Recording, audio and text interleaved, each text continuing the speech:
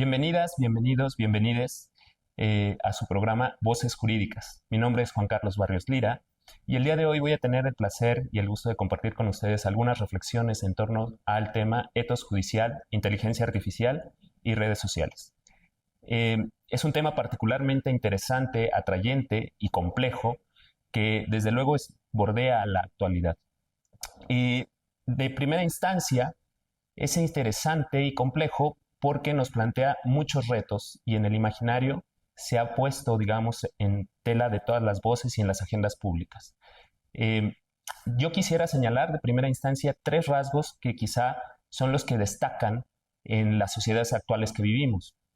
Desde luego se les ha denominado de distintas formas: sociedades de la transparencia, sociedades de la información, incluso algunos piensan que estamos en una nueva era, la era de la inteligencia artificial. Al margen de cualquier denominación, en realidad creo que son tres los rasgos que pueden empezar a ser llamativos y que nos generan precisamente toda la atracción y las dudas y que tenemos que enfrentar, no solo desde el campo jurídico, sino también desde el punto de vista ético, que es donde me quiero centrar. En primer lugar, las nuevas tecnologías de la información, entre ellas la inteligencia artificial y las redes sociales, nos plantean de primera instancia una rapidez abismal. Hay una dinámica de desarrollo muy rápido de todas estas tecnologías, lo cual nos enfrenta a una nueva experiencia temporal. También, que sería el segundo rasgo, nos representan un replanteamiento espacial. Estas nuevas tecnologías nos han permitido llegar a distintos sectores, a distintos ámbitos en esta rapidez temporal que hemos señalado. Las tecnologías de la información entonces nos potencian estas dos áreas, tanto temporal como espacial. Y finalmente, creo que el tercer rasgo, que es precisamente lo que lo vuelve tan atrayente, es este replanteamiento en la parte de la masificación de las tecnologías. Aquello que se pensaba distante y lejano, hoy está al alcance de la mano. Hay mucha doctrina que ha señalado que hoy todas, todos, todes tenemos a la mano mayor tecnología que la que se ocupó precisamente para, por ejemplo, poner en la Luna a la NASA, la que ocupó la NASA para poner en la Luna a algunos de los primeros viajeros por allá. Estas cuestiones son precisamente las que nos enfrentan a nuevos retos y a grandes potencialidades. Desde luego, este tipo de tecnologías pueden ser e impactan de manera positiva en el ámbito jurídico y particularmente en el ámbito judicial. En un momento señalaré algunos aspectos especiales. Pero también, a la vez que impactan de manera potencialmente positiva en estos ámbitos, nos enfrentan a nuevos retos y a nuevas expectativas que, desde luego, como juristas, tenemos que hacer frente para precisamente ir conduciendo, guiando o gestionando de la mejor forma, de manera adecuada, el impacto que va a tener en nuestra sociedad. Como señalamos, estos tres rasgos de alcance, velocidad y masificación precisamente generan esta atracción en estas nuevas tecnologías, pero sobre todo porque nos enfrentan en una doble vía, una vía de potencialidades que pueden ser desde luego explotadas en el ámbito jurídico y una vía de riesgos posibles que también tenemos que enfrentar, porque tenemos que hacernos responsables para poder gestionar precisamente el impacto definitivo que van a tener estas tecnologías en nuestros ámbitos y desde luego en la sociedad. En primera instancia, las potencialidades han sido muy sonadas.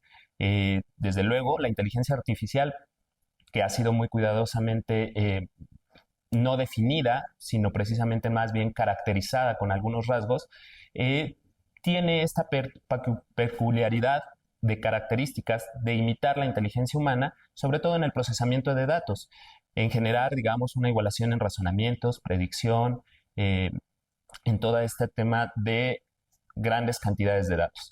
Esto puede generar muchas potencialidades, por ejemplo, en el ámbito jurídico, cuando tenemos que procesar un montón de sentencias, jurisprudencias, legislaciones, y que precisamente permiten acelerar estos tiempos para los operadores y las operadoras jurídicas y generar, digamos, algunas opciones. Además, por ejemplo, el tema de la predicción que las inteligencias artificiales hoy, o los sistemas de inteligencia artificial hoy generan, también pueden ser útiles en este tema de asesoramientos jurídicos y que nos permiten potenciar a lo mejor el alcance del acceso a la justicia, por ejemplo, en tema de derechos.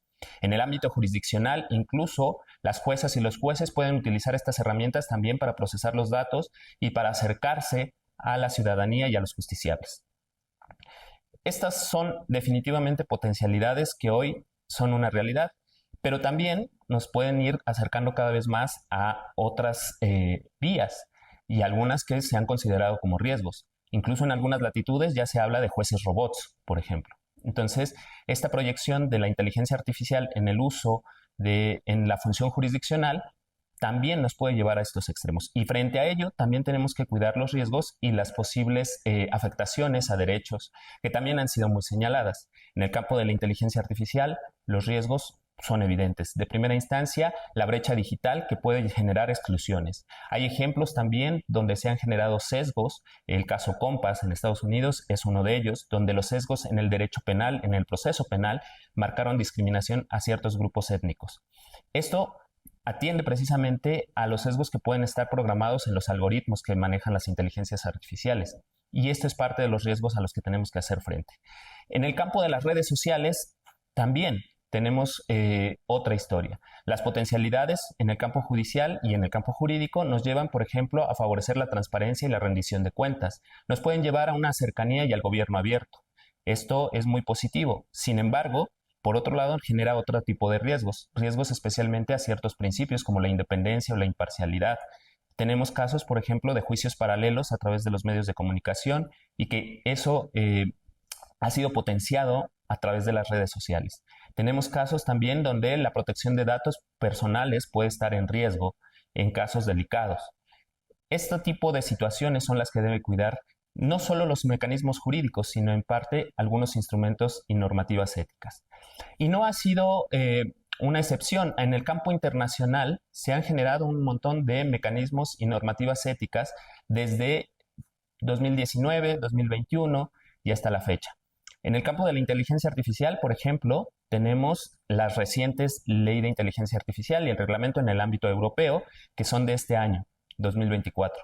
Pero antes de esto, la UNESCO ya había generado una recomendación en torno a la ética de la inteligencia artificial desde 2021 y todos estos ámbitos o desarrollos en materia de ética y normativos tienen precedentes desde 2019. En el campo de las redes sociales, otro tanto se ha trabajado. En el campo de redes sociales, la Comisión Iberoamericana de Ética Judicial emitió una recomendación desde 2017. También desde 2018 existen unas directrices no vinculantes en el uso de redes sociales por parte de personas involucradas en la judicatura.